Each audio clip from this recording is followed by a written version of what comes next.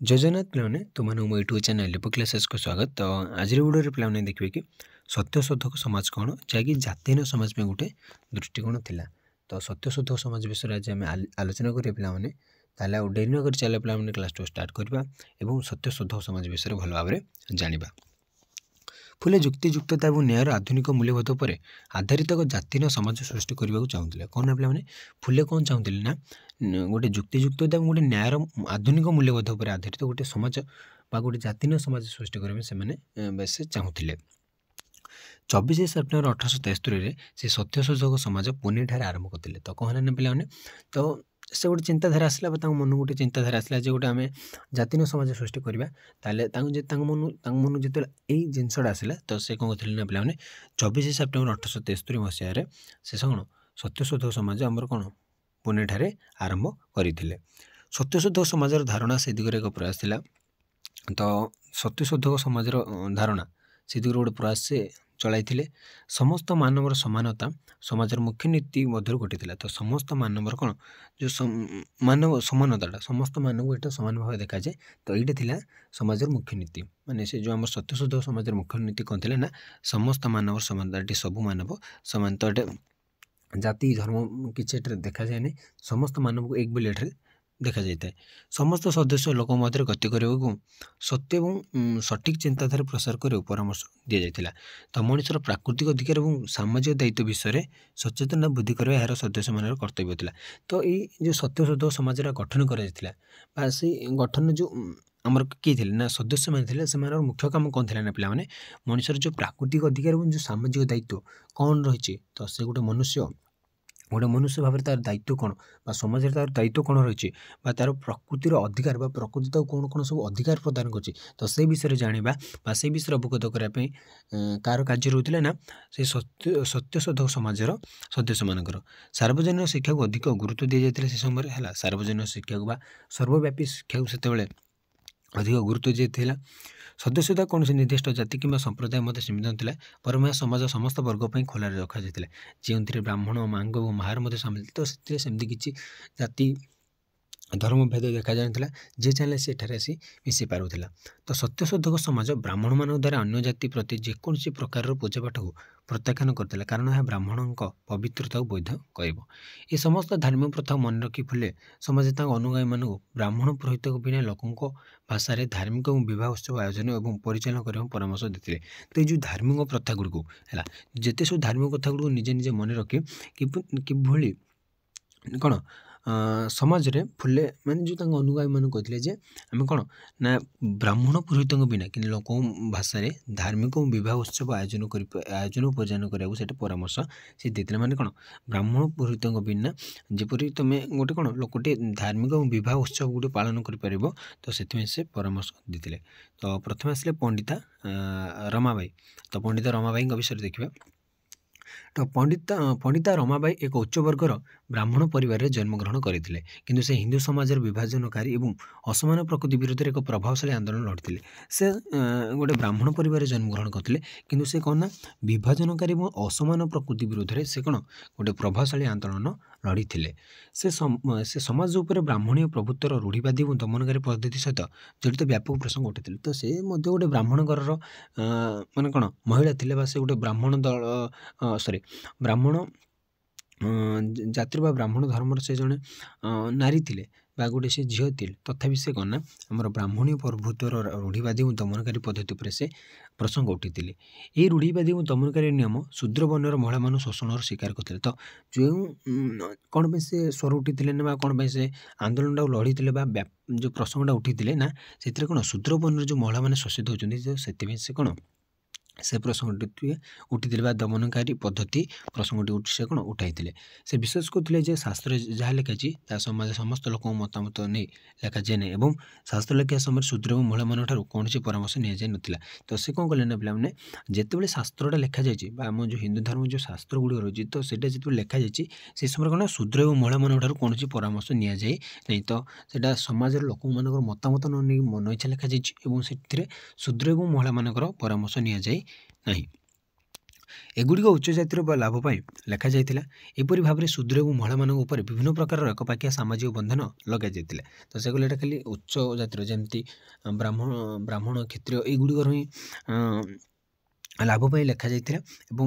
ଆମର କ'ଣ ଶୂଦ୍ର ଏବଂ ମହିଳାମାନଙ୍କ ଉପରେ ଗୋଟେ ବନ୍ଧନ ଲଗାଇ ଦେଇଥିଲା ହେଲା। ସେ ଗୋଟେ ଶିକୁଳି ଟାଇପ୍ର ସେମାନଙ୍କୁ କ'ଣ ବନ୍ଦୀ କରି ରଖୁଥିଲେ, ଯାହାଫଳରେ ସେମାନେ କ'ଣ ଟିକେ ବନ୍ଦୀକିରି ରହୁଥିଲେ ସମାଜରେ ହେଲା। ସେଗୁଡ଼ିକ ବେଆଇନ ଏବଂ ଅମାନବୀୟ ଥିଲା। ଉଦାହରଣ ସ୍ୱରୂପ ଜାତି ବ୍ୟବସ୍ଥା କେବଳ ହିନ୍ଦୁ ଧର୍ମର ଚତୁର୍ବର୍ଣ୍ଣ ବ୍ୟବସ୍ଥା ଯୋଗୁଁ ଅସ୍ତିତ୍ୱ ପାଇଥିଲା। ଯଦି ଆମେ ଦେଖିବା ତ ଯେଉଁ ଆମର ଯେଉଁ ଜାତି ବ୍ୟବସ୍ଥାଟା ରହିଲା ତ ସେଇଟା କ'ଣ ହିନ୍ଦୁ ଧର୍ମ ଯେଉଁ ଚତୁର୍ବର୍ଣ୍ଣ ବ୍ୟବସ୍ଥା ଯୋଗୁଁ ହିଁ ସେଟାର ଅସ୍ତିତ୍ୱ ପାଇଥିଲା। ପଣ୍ଡିତ ରମାବାଇ ଏହା ବିଷୟରେ ଭଲ ଭାବରେ ଅବଗତ ଥିଲେ। ଫଳସ୍ୱରୂପ ଶୂଦ୍ର ଏବଂ ମହିଳାଙ୍କ ଉପରେ ବିଭିନ୍ନ ପ୍ରକାରର ଏକପାଖିଆ ସାମାଜିକ ପ୍ରତିବନ୍ଧକ ଲଗାଯାଇଥିଲା, ଯାହା ଉଭୟ ବେଆଇନ ଏବଂ ଅମାନବୀୟ ଥିଲା। ତ କହିବାକୁ ଗଲେ ତ ପଣ୍ଡିତ ରମାବାଇ ଏହା ବିରୁଦ୍ଧରେ ହିଁ ଲଢ଼େଇ କରୁଥିଲେ। ମହିଳା ଏବଂ କ'ଣ ଶୂଦ୍ର ଜାତିର ଶୂଦ୍ରମାନଙ୍କ ଯେଉଁ ଏକବାକ୍ୟ ସାମାଜିକ ପ୍ରତିବନ୍ଧକ ଲଗାଯାଇଛି ତ ସେହି ବିରୁଦ୍ଧରେ ସେ ସ୍ୱର ଉତ୍ତୋଳନ କରିଥିଲେ। ପଣ୍ଡିତ ରମାବାଇ ହିନ୍ଦୁ ଧର୍ମ ମଧ୍ୟରେ ଉଚ୍ଚ ଜାତି ଦ୍ୱାରା କରାଯାଉଥିବା ବୈଷମ୍ୟ ଦ୍ୱାରା ଗଭୀର ଭାବରେ ଚିନ୍ତିତ ଥିଲେ ଏବଂ ସେ ଜାତି ବ୍ୟବସ୍ଥା ଏବଂ ହିନ୍ଦୁ ଧର୍ମର ପଦାନୁକ୍ରମିକ ଗଠନକୁ ଭାଙ୍ଗିବାକୁ ସଂକଳ୍ପ ନେଇଥିଲେ। ତ ସେ ଯେଉଁ ଜାତି ବ୍ୟବସ୍ଥା ରହିଛି ତାକୁ ଭାଙ୍ଗିବାକୁ ଚେଷ୍ଟା କରୁଥିଲେ ଏବଂ ସେ ହିନ୍ଦୁ ଧର୍ମ ଯେଉଁ ପଦାନୁକ୍ରମିକ ଆମର ଗଠନଟା ରହିଛି ତାକୁ ମଧ୍ୟ ସେ ଭାଙ୍ଗିବାକୁ ସଂକଳ୍ପ ନେଇଥିଲେ। ସମାନତାର ରକ୍ଷାରେ ସେ ଜାତି ପ୍ରଥା ଏବଂ ହିନ୍ଦୁ ଧର୍ମର ଉଚ୍ଚ ନିମ୍ନ ଦ୍ୱିଭାଜନକୁ ପ୍ରତ୍ୟାଖ୍ୟାନ କରିଥିଲେ। ସେ ଶୂଦ୍ର ଜାତିର ଜଣେ ପୁରୁଷଙ୍କୁ ବିବାହ କରିଥିଲେ। ସେ ଜଣେ ଶୂଦ୍ର ଜାତିର କ'ଣ ପୁରୁଷଙ୍କୁ ବିବାହ କରିଥିଲେ। ଏହା ବ୍ୟତୀତ ସେ ଏହି ବିବାହ ହିନ୍ଦୁ ପରମ୍ପରା ଅନୁସାରେ ନୁହେଁ ବରଂ 1872ର ନାଗରିକ ବିବାହ ଆଇନର ବ୍ୟବସ୍ଥା ଅନୁଯାୟୀ ତାହା କରିବାକୁ ବାଛିଥିଲେ। ସେ ହିନ୍ଦୁ ପରମ୍ପରା ଅନୁସାରେ ମଧ୍ୟ ବିବାହ କରିନଥିଲେ ପିଲାମାନେ। ସେ ଯେଉଁ 1872 ମସିହାରେ ଆମର ଯେଉଁ ନାଗରିକ ବିବାହ ଆଇନ ଆସିଥିଲା ତ ସେଇ ବ୍ୟବସ୍ଥା ଅନୁଯାୟୀ ସେ ବିବାହ କରିଥିଲେ। ତ ପଣ୍ଡିତ ରମାବାଇ ଏକ ମାନବିକ ଦୃଷ୍ଟିକୋଣ ଗ୍ରହଣ କରିଥିଲେ, ଯାହା ତାଙ୍କୁ ହିନ୍ଦୁ ସମାଜରେ ପ୍ରଚଳିତ ଜାତି ବିଭାଜନ ଏବଂ ପରମ୍ପରା ବିରୋଧ କରିବାକୁ ପ୍ରେରଣା ଦେଇଥିଲା ହେଲା।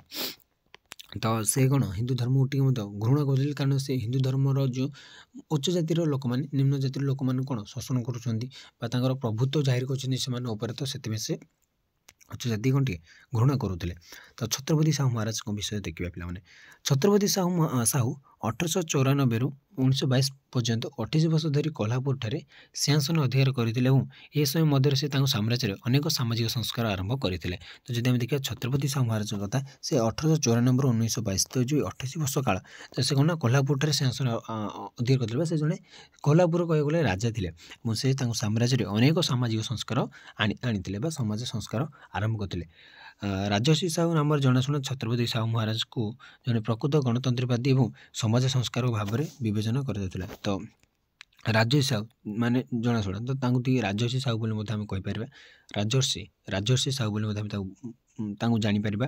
ବାଜିକି ଆମେ କ'ଣ ଛତ୍ରପତି ସାହୁ ମହାରାଜ ସେ ଜଣେ ପ୍ରକୃତ ଗଣତନ୍ତ୍ରବାଦୀ ଏବଂ ଗୋଟେ ସମାଜ ସଂସ୍କାରକ ଥିଲେ। ସେ କୋହ୍ଲାପୁର ରାଜ୍ୟର ପ୍ରଥମ ମହାରାଜା ଥିଲେ। ତ ଆମେ ଯଦି ଦେଖିବା ସେ କୋହ୍ଲାପୁର ରାଜ୍ୟର ପ୍ରଥମ ମହାରାଜା ଥିଲେ କିଏ ନା ଛତ୍ରପତି ସାହୁ ମହାରାଜ ବା ରାଜର୍ଷି ସାହୁ ମଧ୍ୟ କହିଲେ ଆମେ ବୁଝିବା। ତ ସମାଜ ସଂସ୍କାରକ ଜ୍ୟୋତିବା ଫୁଲେଙ୍କ ଅବଦାନ ଦ୍ୱାରା ସେ ଅତ୍ୟନ୍ତ ପ୍ରଭାବିତ ଥିଲେ। ତ ଜ୍ୟୋତିବା ଫୁଲେ ଯେଉଁ ସମାଜ ସଂସ୍କାରକ ଥିଲେ ତାଙ୍କ ଦ୍ୱାରା ସେ ଟିକେ ଅଧିକ ପ୍ରେରିତ ହେଲେ ବା ଟିକେ ପ୍ରଭାବିତ ହେଲା ବା ଗୋଟେ ଇନ୍ସପାୟାର ହେଲେ ତ ସମାଜରେ କିଛି ସଂସ୍କାର ଆଣିବା ପାଇଁ। ତ ସାହୁ ମହାରାଜ ଜଣେ ଆଦର୍ଶ ନେତା ଏବଂ ଦକ୍ଷ ଶାସକ ଥିଲେ, ଯିଏ ତାଙ୍କ ଶାସନ ସମୟରେ ଅନେକ ପ୍ରଗତିଶୀଳ ଏବଂ ପଥ ପ୍ରଦର୍ଶକ କାର୍ଯ୍ୟକଳାପ ସହିତ ଜଡ଼ିତ ଥିଲା। ସେ ଜଣେ ମଧ୍ୟ ଦକ୍ଷ ନେତା ଥିଲେ ବା ଦକ୍ଷ ରାଜା ଥିଲେ, ଯିଏକି ତାଙ୍କ ଗୋଟେ ପ୍ରଗତିଶୀଳ ଏବଂ ପଥ ପ୍ରଦର୍ଶକ କାର୍ଯ୍ୟକଳାପ ତାଙ୍କ ସହିତ ଜଡ଼ିତ ଥିଲା।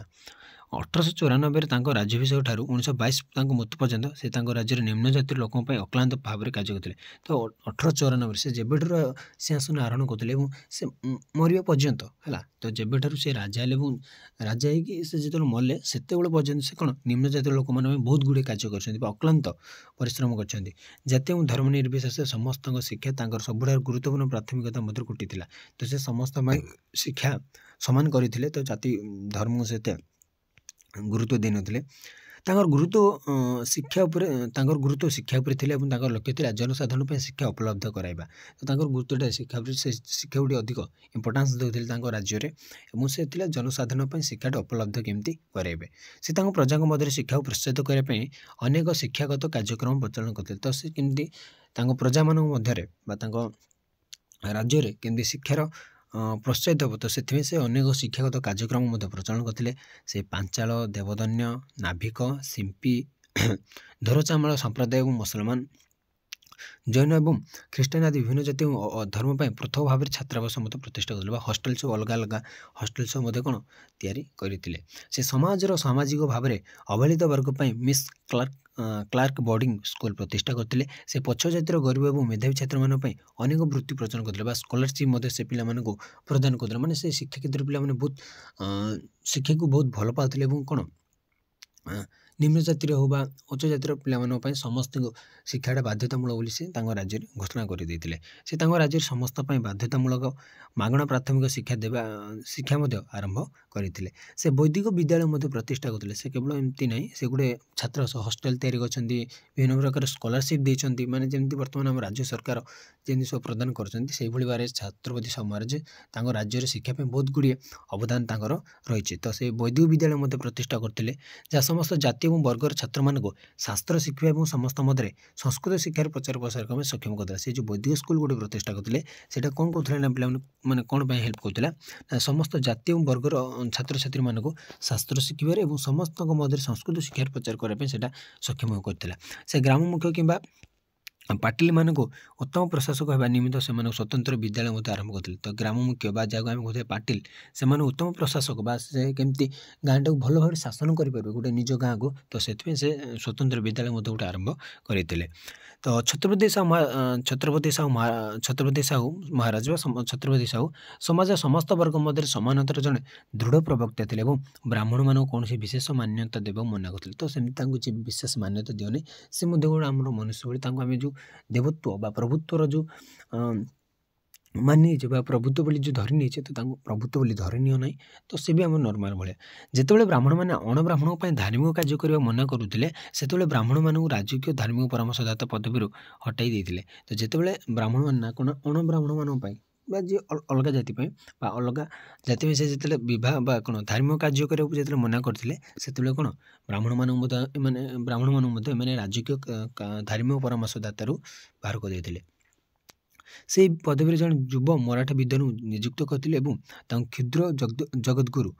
उपाधि प्रदान करते तो कौन है ना जिते गोटे ब्राह्मणटा कौन अणब्राह्मण मानकर धार्मिक है धार्मिक कार्य करने मना करते से ब्राह्मण मान से राजकीय धार्मिक परामर्शदाता भाव बाहर करदे से गोटे मराठा विद्वान को नियुक्त करते क्षुण्ण जगतगुरु उपाधि प्रदान कले क्षुण्ण जगतगुरु मीन्स पे कौन ना क्षत्रिय विश्व शिक्षक है क्षत्रिय मानकर शिक्षक बा जगतगुरु है तो ये घटना सहित छत्रपति साहू अणब्राह्मण मान वेद पढ़ी और पाठ करने उत्साहित करने महाराष्ट्र में वेदोक्त विवादर कारण होता वेदोक्त विवाद समाज सम्भ्रात वर्ग पक्ष प्रतिवाद से गोटे झड़ आनी से 1916 मसीह निपाणी डेक्कन नृत्य संघ प्रतिष्ठा करते किए ना साहू महाराज ए संघ अणब्राह्मण राजनैतिक अधिकार सुरक्षा करने और राजनीति में समान अंशग्रहण को आमंत्रण करने को चेष्टा करते से डेक्कन नृत्य संघ प्रतिष्ठा कर बहुत गुड़े से कौन से गोटे राजा थे प्रकृति से जड़े राजा थे से लोक मानकर असुविधाटा बुझुले से कौन राज्य बाध्यतामूलक शिक्षा प्रदान करते तो बहुत गुड़िए तो साहूजी ज्योतिबा फुले कार्य द्वारा प्रभावित होते एवं से फुलें द्वारा गठित सत्यशोध समाज को दीर्घ समय धरी पृष्ठपोषकता देते किंतु परवर्ती जीवन में से आर्य समाज आड़ मुहाई तो तापर से आर्य समाज आड़ आसी किंतु से कौन आम सत्यशोध समाज को बहुत गुड़े साहाय्य करते छत्रपति साहू जाति विभाजन और अस्पृश्यतार धारणा को उच्छेद करने बहुत प्रयास करते से जो आम जाति विभाजन अच्छे आमर से जो अस्पृश्यतार धारणाटा अच्छे तो ताकू चेंज कर माने तो उठे देवाई उच्छेद करने से बहुत प्रयास करते पे से अस्पृश्य जाति सरकारी चाकरी रे संरक्षण व्यवस्था प्रचलन करते तो से अस्पृश्य जाति तो जहाँ आम कहे जो बर्तमान कोटा जहाँ कहे पे जो माने कोटारी जो पाई जाऊँ जॉब तो से कौन ना चाकरी संरक्षण व्यवस्थाटा से प्रचलन करते राजकीय आदेशनामा समाज प्रत्येक सदस्य सामान भाव में व्यवहार करने को अस्पृश्य मान कूह और पोखरी भली सार्वजनिक उपयोगिता बा स्कूल तथा हॉस्पिटल भली प्रतिष्ठान में समान प्रवेश प्रदान करने प्रजा निर्देश दि जाता कौन ना पे तो जो राजकीय आदेशनामा कौन थी ना प्रत्येक सदस्य सामान भाव में व्यवहार करने को अस्पृश्य मान कूह और पोखरी भली सार्वजनिक उपयोगिता और स्कूल तथा हॉस्पिटल भली प्रतिष्ठान सामान प्रवेश प्रदान कर प्रजा को निधि जी जहाँ पार यूज कर जाति धर्म वर्ण किसी ना तुम अस्पृश्य मैंने कौ मैंने व्यवहार करें स्कूल व्यवहार करें हस्पिटाल व्यवहार करुले पोखरी व्यवहार करुले है सब सामान भाव से व्यवहार करुले से आंतर्जातीय विभाग आईनगत कहते दलित उन्नति से बहुत प्रयास करते से दलित मानर उन्नति से बहुत सतर पे कार्य करते से राजस्व संग्रह करने कलकर्णी उपाधि और पदवीर वंशानुक्रमिक हस्तांतर बंद कर से जो जो राजस्व संग्रह करेंगे जहाँ आम कह कुलकर्णी तो से उपाधि और जो पदवीटा जो से अच्छा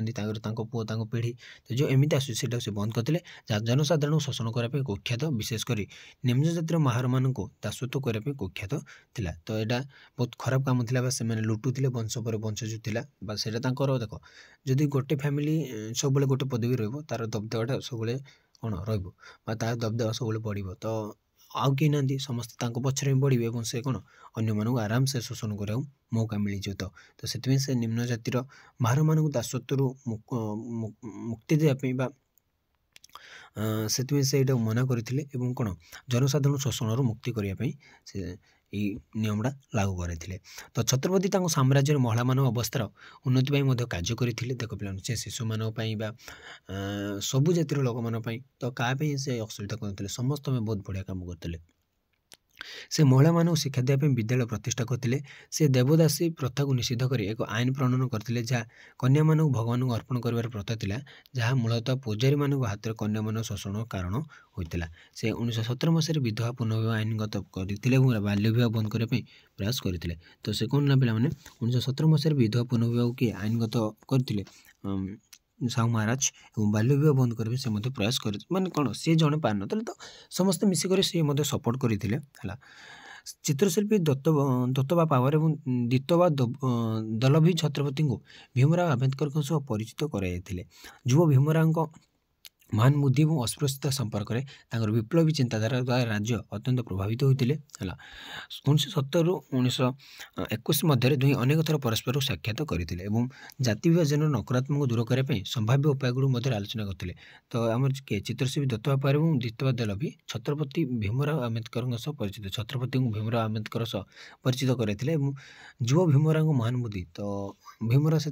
यंग थे भीमराव आंबेडकर बी आर आंबेडकर आमर से यंग थे जहाँकि महान बुद्धि और अस्पृश्यता संपर्क में जो विप्लवी चिंताधारा था तो से अस्पृश्यता विरोध बहुत लड़े तो से राजा को बहुत खुशी लगी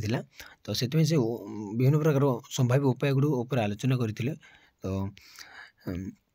से मिलित भाव 21-22 मार्च 1920 अस्पृश्य उन्नति एक सम्मेलन आयोजन करते आंबेडकर को अध्यक्ष करते कारण से विश्वास करते आंबेडकर होती जो नेता जी समाज विभाजित वर्गर उन्नति काम कर तो से कौन करते ना मिसिक गोटे गोटे सम्मेलन करते है तो केवे ना 21-22 मार्च 1920 मध्य तो से यहाँ बुझी आंबेडकर को अध्यक्ष करते कारण से विश्वास करते आंबेडकर होती जड़े नेता जी समाज विभाजित वर्गर उन्नति काम करें